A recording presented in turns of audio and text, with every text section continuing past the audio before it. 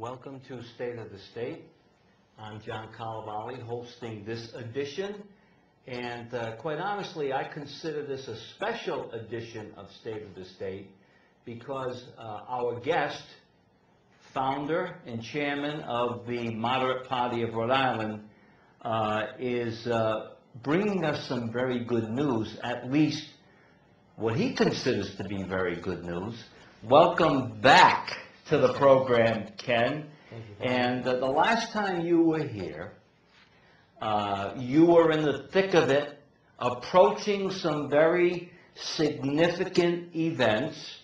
And I told you, Ken, I hope you will be able to come back soon and say, we did it. So for our audience, say it. We did it. We did it. We did it indeed. And we did it. And that is round one of We Did It. And Ken, for the benefit of our viewers, we want them to understand just what we're referring to when we say pleasantly and happily that we did it. Sure. The Moderate Party of Rhode Island, needed to take the state of Rhode Island in the form of the Attorney General, Secretary of State, and the Executive Director of the Board of Elections to federal court to win the right to attempt to gain status as an official party for the state of Rhode Island. We filed a federal suit in February of this year. The trial was held at the beginning of May of this year, and at the end of May, Judge Smith in the U.S. District Court of Rhode Island determined that portions of Rhode Island's ballot access law were unconstitutional, which freed us up to begin the process of collecting signatures to attain party status in time for the 2010 elections. Very, very good news, Ken Block. I'm very happy for you. I'm thrilled. Because I really believe that the state of Rhode Island needs something new and refreshing. And I can't help but go back to the last election when you were endorsing candidates. You were very selective in the candidates you endorsed. And I must say, every single one of them that I met was impressive. We had a very good crop of candidates that we endorsed. Indeed. And we're truly looking forward to calling them our own in this next election. That'll be great. It will be great indeed.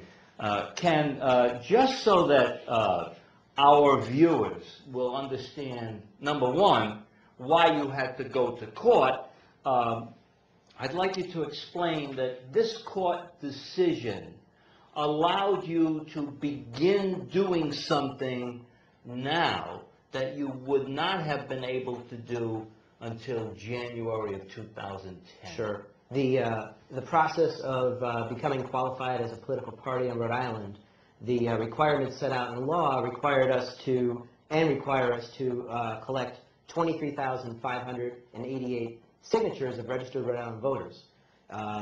Those signatures, previous to the lawsuit being decided, had to be collected fully in the year 2010. We couldn't begin the process now. And as we're learning, as we're collecting our signatures now, it is extraordinarily time-consuming to collect these signatures. Yes, it is. A fast collection rate is on the order of 20 to 30 an hour. If you have to go door to door to get those signatures, the rate is approximately 10 to 15 an hour. You're talking multiple thousands of man-hours of labor to collect what we believe will probably be 30,000 signatures to qualify for the ballot. Rhode Island law required that we do all that wholly in 2010, which was virtually impossible to do and be a successful party at the same time. Judge Smith agreed with our argument to that extent and struck down that piece of Rhode Island's ballot access law. We also made a strong case that the 23,588 signatures in and of itself was an onerous burden to the point that it should be unconstitutional. Judge Smith agreed that the burden was extremely onerous. That number, 23,588, is the 12th highest number of signatures required in the country for the 43rd largest state. Judge Smith called the burden onerous, but did not deem it unconstitutional. So here we are in the midst of collecting our signatures, and we'll get them, thanks to the start date being struck down, and we will be competitive and we will compete in the 2010 elections? It was what I consider to be a good decision. The judge really showed, I think, some sensitivity and understanding in terms of what is involved in collecting signatures. It is not an easy task. I have done it many times. I've done it as a candidate. I've done it as a petitioner on behalf of voter initiative. It does take many, many hours, and it takes a large number of people to get to 23,000 change.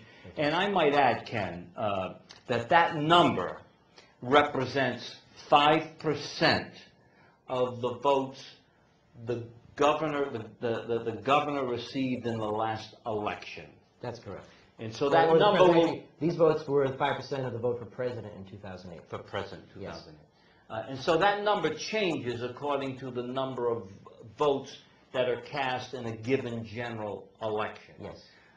So that number could have been higher if the turnout were even greater. It could have been lower if the turnout were lower. Nevertheless, it is a task. It is a monumental task. It is a monumental task. And so, Ken, are you expecting to collect those 23,000 signatures yourself? Absolutely not. We currently have signature sheets in the hands of 70 volunteers, and we are actively looking for more volunteers to help with this effort. We're asking the casual volunteer to try and collect 100 signatures. On average, that represents probably 5 to 6 hours of collection time. We are looking for the more dedicated volunteers to collect 300 to 400 signatures for us. And those are the numbers you need times 100 people to, get the 30,000 signatures that are required. So, it is a very big deal. And ultimately, I'm not really sure what it proves. It proves we can collect a lot of signatures. The state likes to think that this proves ultimately the validity and viability of the political organization. I don't see how this translates into success in the voting booth. This is really it's almost a futile exercise. We have to do it. It's the only mechanism available. But I'm not at all sure that it's a valid test of the viability and survivability of a political entity. Probably isn't, Ken. It's yet an obstacle that is put in front of you and that you have to overcome it. But from my perspective, I think the people who sign this petition will sign it for a number of different reasons.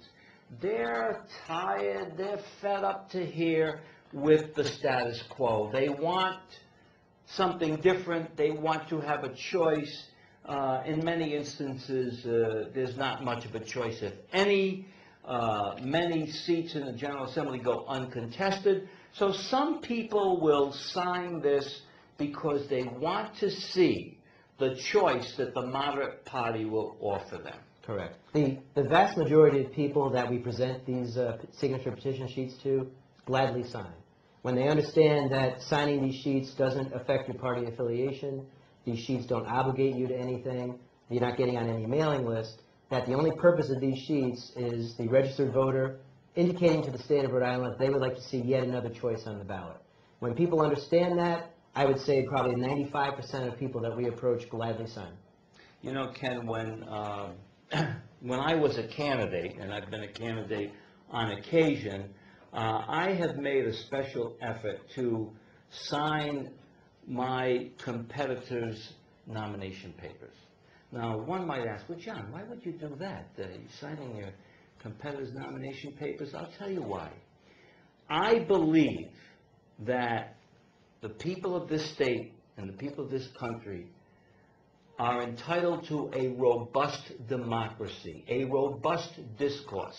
So when I sign this paper, Ken, and I have, it's because I believe in choice, and I believe that we as Rhode Islanders and Americans are entitled to a robust democracy and a robust discourse, and your folks will provide that. I'm convinced. Absolutely.